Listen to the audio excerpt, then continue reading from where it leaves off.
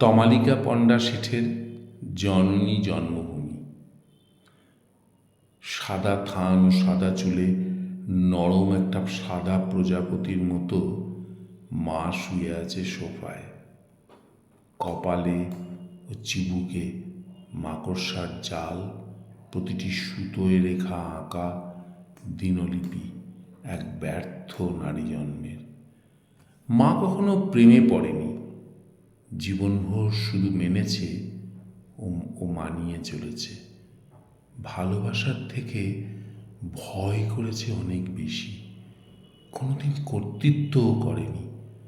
বাবা, ঠাকুমা ও বড়দার ইচ্ছাধীন সংসার রাজত্বে এক অতি বাধ্য প্রজা। মার কোনো ইচ্ছেই ফলবতী হয়নি কোনোদিন। একসময় মার আর কোনো ইচ্ছেই ছিল না।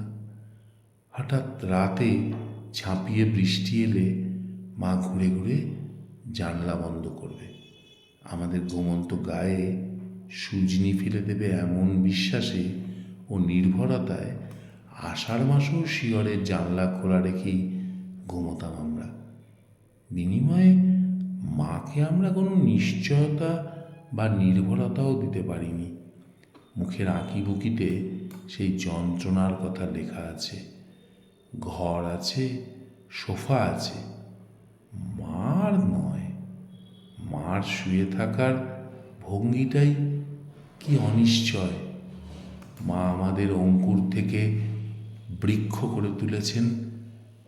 আমরা মায়ের পায়ের তলার মাটি সরিয়েছি, আমাদের নাবাল জমি ভরাট করেছি, আপন গর্ভজাত সন্তানদের আশ্রিতা মা নিজ গৃহে পরবাসী, আমাদের জন্মভূমির মতো।